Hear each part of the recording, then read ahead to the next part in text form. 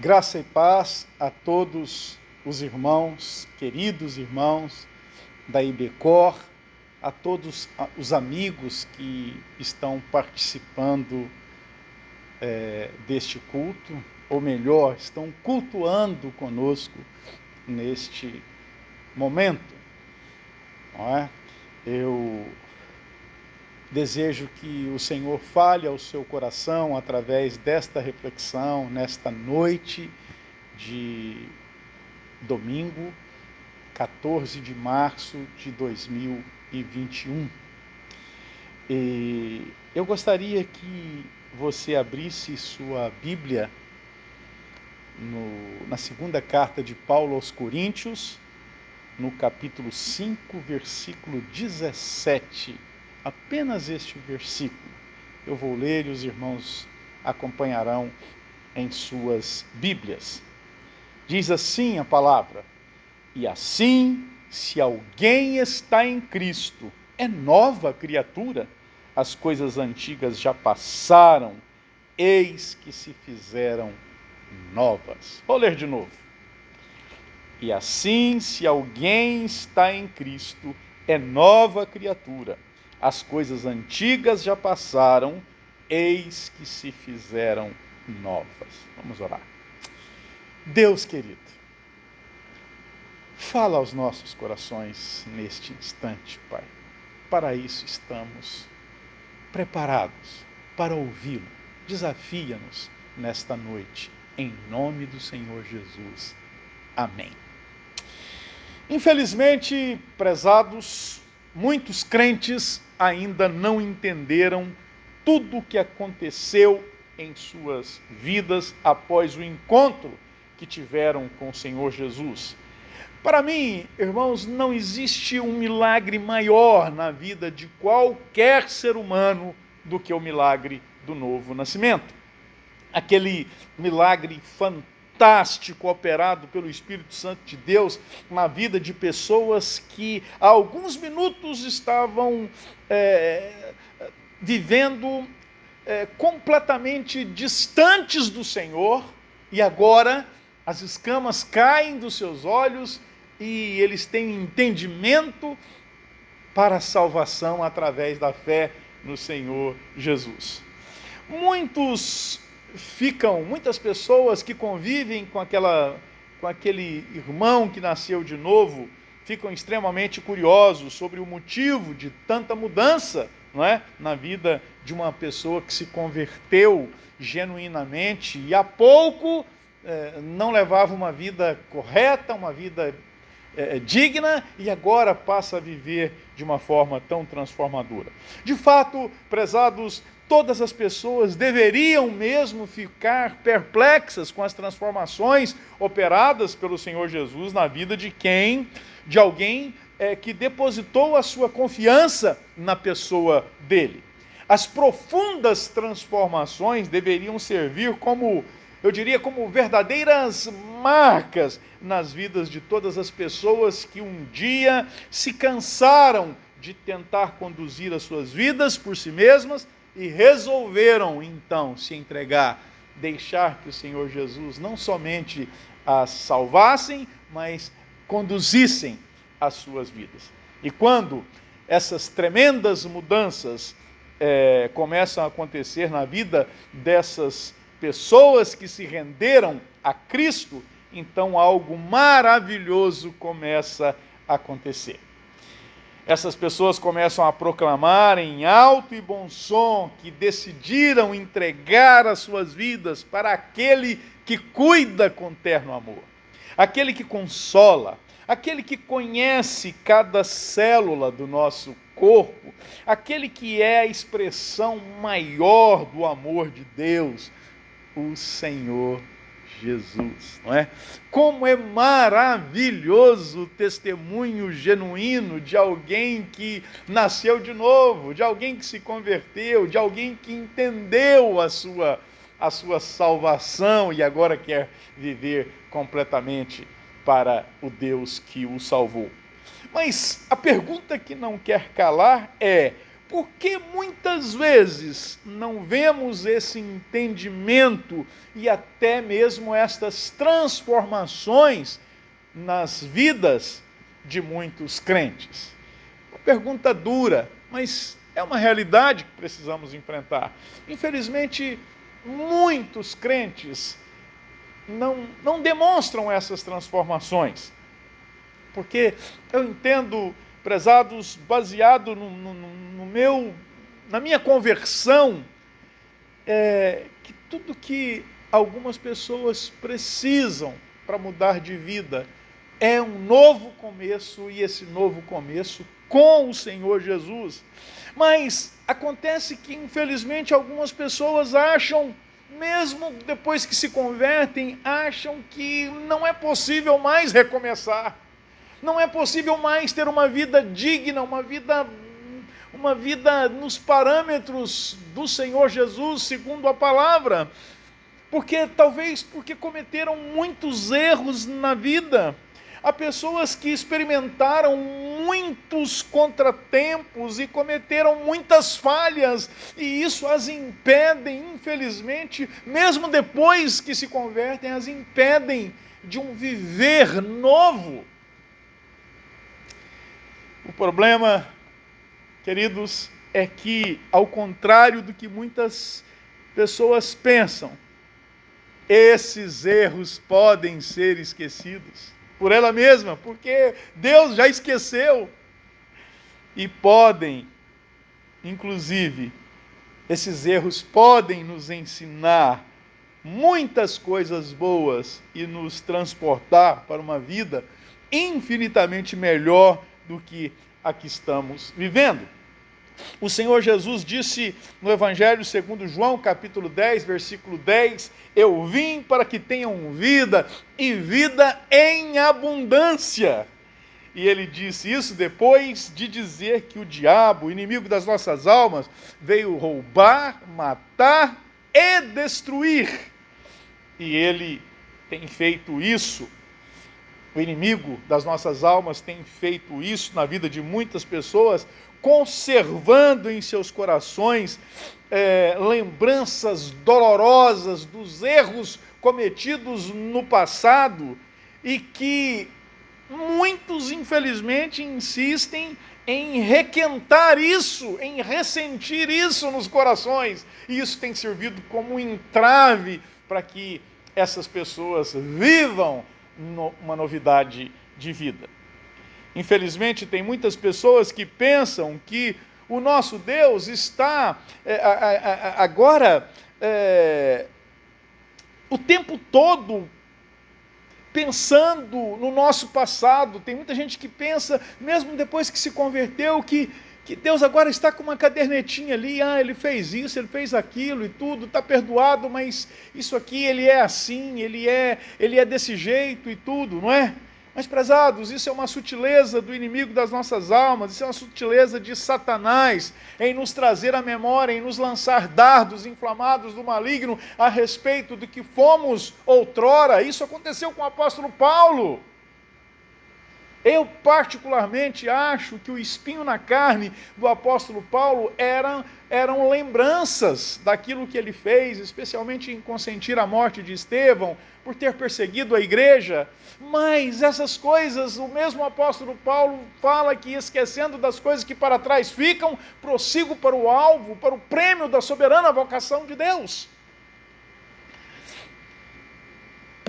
Se observarmos atentamente as Escrituras, queridos, nós veremos com muita facilidade que Deus não está nem um pouco preocupado com o nosso passado. Deus está preocupado com o nosso presente, com o nosso futuro. Essa é que é a verdade. É tanto que o Senhor Jesus faz questão de enfatizar que não veio chamar justos ao arrependimento, mas sim pecadores. Você se sente muito pecador? Bem-vindo ao clube. Todos que foram alcançados pelo Senhor Jesus foram alcançados justamente porque estavam perdidos, sentindo-se pecadores. E por isso o Senhor Jesus foi para aquela cruz. É com o nosso futuro que o Senhor Jesus está muitíssimo preocupado, e as boas novas da palavra de Deus para nós nesta noite, então, e assim, se alguém está em Cristo, é nova criatura. As coisas antigas já passaram, eis que se fizeram novas. Quando o apóstolo Paulo brada isso em alta voz, e assim, se alguém está em Cristo, é nova criatura, dentre outras coisas, ele estava dizendo que aquele que entregou sua vida para o Senhor Jesus não mais estará vivendo por sua conta própria. Ele está em Cristo. Ele está justificado por Cristo. Todas as conquistas do Senhor Jesus na cruz do Calvário foram para aquele que creu. Isso é tão importante, prezados. O Senhor Jesus agradou ao Pai em tudo, e se estamos em Cristo, o nosso Deus está se agradando de nós. Porque estamos em Cristo. Deus não nos vê mais, Deus vê o Senhor Jesus em nós, não é? Se crestes em Cristo, de Cristo vos revestistes. É tudo por causa do Senhor Jesus. É maravilhoso, prezados, saber que toda a boa dádiva vem do Senhor, que os poderosos feitos do Senhor não são por causa dos nossos belos olhos, não são porque temos algum mérito, não são porque fizemos alguma boa ação. Os poderosos feitos do Senhor, as maravilhosas dádivas do Senhor, todos os benefícios concedidos à nossa alma, é porque estamos em Cristo Jesus. É porque cremos nele, é porque fomos justificados por ele na sua morte de cruz. Jesus agradou a Deus em tudo, e quando cremos nele, nós também agradamos o coração do nosso Pai. Por isso, podemos ter uma vida transformada, uma vida nova. As coisas velhas passaram, tudo se faz novo. Mas Paulo, então, vai dizer que as coisas antigas passaram. Ah, prezados, que coisas antigas são essas? Que coisas antigas são essas que passaram e que talvez insistem em atrapalhar a sua vida? Sua vida transformada, sua vida nova, não é? Poderemos enumerar algumas.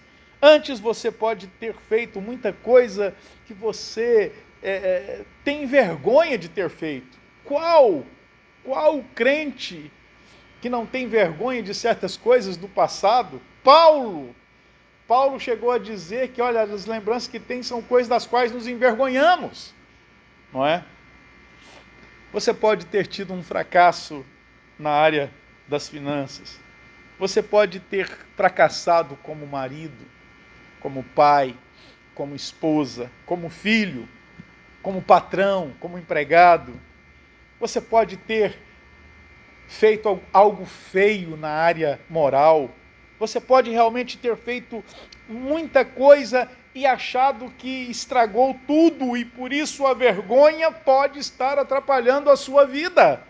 Mas creia, as coisas velhas passaram, eis que tudo se fez novo. Você agora é do Senhor Jesus, o Espírito Santo agora habita em você, viva em novidade de vida. Independente da sua vida pregressa, em Cristo nós temos a chance, meu prezado, minha prezada, de recomeçar e fazer as coisas direito. O que precisamos é parar de ficar nos desculpando ou até mesmo culpando outras pessoas. Gosto demais de algo que o famosíssimo Nelson Mandela disse certa vez. Ele falou assim: sou o capitão da minha alma. Sou o capitão da minha alma. Ele tinha um entendimento interessante daquilo que ele era. E nós temos o Senhor Jesus nos capitaneando, nos conduzindo a bom termo.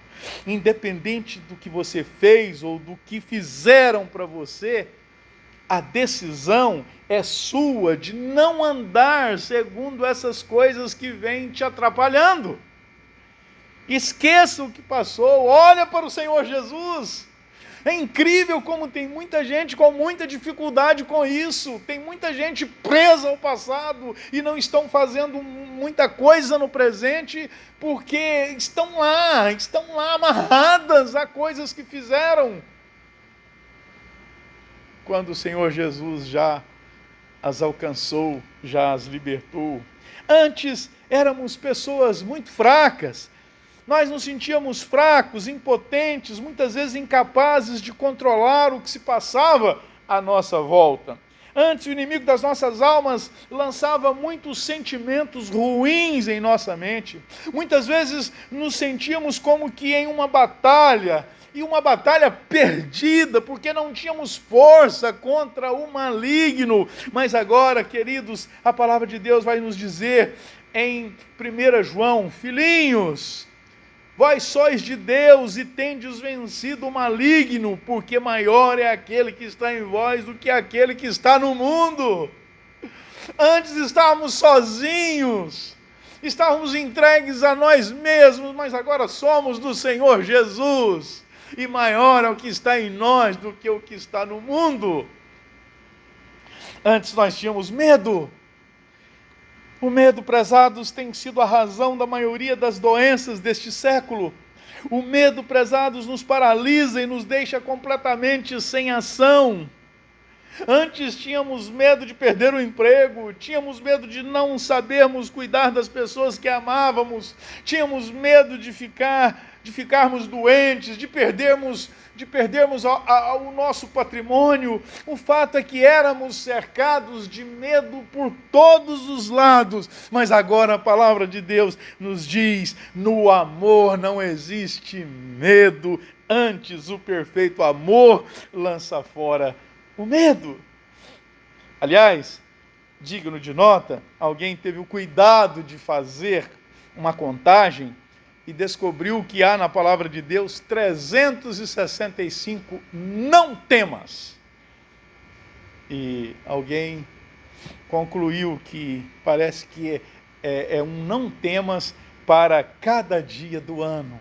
E esse não temas tem tudo a ver com o Senhor Jesus. Por isso Paulo vai dizer para Timóteo, em sua segunda carta, no capítulo 1, versículo 7, porque Deus não tem nos dado espírito de covardia, mas de poder, de amor e de moderação. Antes, muitos de nós sentíamos uma solidão, um vazio enorme dentro do coração, talvez pela falta de um amigo leal, talvez pela falta de um grande amor, talvez porque a vida estava totalmente sem sentido. Mas a palavra de Deus vai dizer assim, lá em Deuteronômio, no capítulo 31, versículo 8, o Senhor é quem vai adiante de ti, Ele será contigo, não te deixará, nem te desamparará, não temas, nem te atemorize. Não te atemorize. Para de ficar pensando no que você já foi. Você não é aquele mais. Lembre-se, você nasceu de novo. Você nasceu de novo para uma nova vida. E essa vida, o que eu acho mais fantástico nessa nova vida, porque é uma vida que Deus vai produzir em nós. Desarme-se, esqueça o passado, olha para Jesus e você verá o potencial que você tem nele para levar uma vida transformada, para você alcançar outras pessoas. Lembre-se, tem muita gente olhando para você, tem muita gente dependendo de ver em você atitudes transformadas e transformadoras para se interessarem pelo Deus que te salvou. eu gostaria para fortalecer o seu coração e para te animar nesta noite, eu gostaria de encerrar esta reflexão com alguns versos preciosos da palavra de Deus, escritos por Paulo, no capítulo 8, que diz assim, a partir do versículo 32, aquele que não poupou o seu próprio filho, antes por todos nós o entregou, porventura não nos dará graciosamente com ele todas as coisas? Quem intentará acusação contra os eleitos de Deus? É Deus quem os justifica. Quem os condenará? É Cristo Jesus quem morreu, ou antes quem ressuscitou, o qual está à direita de Deus e também intercede por nós. Quem nos separará do amor de Cristo? Será tribulação, ou angústia, ou perseguição, ou fome, ou nudez, ou perigo, ou espada? Como está escrito, por amor de ti somos entregues à morte o dia todo. Fomos considerados como ovelhas para o matadouro. Em todas estas coisas, porém, somos mais que vencedores por meio daquele que nos amou. Porque eu estou bem certo de que nem a morte, nem a vida, nem os anjos, nem os principados, nem as coisas do presente, nem do porvir, nem os poderes, nem a altura, nem a profundidade, nem qualquer outra criatura poderá separar-nos do amor de Deus que está em Cristo Jesus, nosso Senhor. Prezado, se você ainda não está levando a vida transformada, se você ainda não está andando em novidade de vida, eu quero te dizer uma coisa, você não está levando essa vida, porque você não está dependendo, eu diria, ou está sem entendimento daquilo que você é em Cristo Jesus. Aprofunde-se. Procure saber em quem você se tornou. E assim, se alguém está em Cristo, é nova criatura. As coisas antigas já passaram, eis que se fizeram novas. Viva em novidade de vida. Jesus está voltando. Vamos edificar, como eu falei hoje pela manhã. Vamos edificar, vamos participar com o Senhor da edificação deste corpo maravilhoso que é a igreja. Mas você tem que andar em novidade de vida. Você tem que esquecer o passado. Você tem que andar como nova criatura. Amém? Graças a Deus. Vamos orar. Bendito Deus e Pai, obrigado por Jesus Cristo. Obrigado por tudo que Ele operou em nossas vidas. Ajuda-nos, Senhor, a nos apropriarmos disso, das insondáveis riquezas de Cristo, para que possamos andar em novidade de vida e para que muitos possam olhar para nós e se interessar por esse Deus fantástico, maravilhoso, Salvador, este Deus bondoso e eterno. Nós oramos assim, em nome de Jesus. Amém. Muito bem, queridos irmãos da IBECOR, queridos amigos, estamos caminhando para o encerramento do nosso culto, não é? Esperamos quarta-feira, não é? Aqui no IBECOR ao vivo, no YouTube, nós teremos a nossa escola bíblica dominical, não é? E domingo que vem nós teremos novamente culto pela manhã e culto à noite. Não deixem de orar pelos pedidos apresentados, pelas pessoas enfermas da igreja. Vamos orar pelo mundo, orar pelo nosso Brasil, não é? Pelos governantes. Eu tenho feito uma oração para que Deus coloque freio de temor na vida daqueles homens maus que têm logrado êxito, têm colhido proveito do momento difícil que nós estamos vivendo. Não sabemos quem são eles, mas Deus o sabe. E nós podemos orar pedindo que o Senhor trabalhe nisso também, não é? Então eu desejo a todos uma ótima semana. Nosso pastor está de férias, não é? Mas há uma equipe trabalhando, há a diretoria da igreja à frente, e vamos orar pelo nosso pastor para que ele aproveite muito bem estas férias e descanse, ele com a sua querida esposa, com todos da família. Eu vou impetrar a bênção e após a bênção o nosso culto estará encerrado. Fecha seus olhos.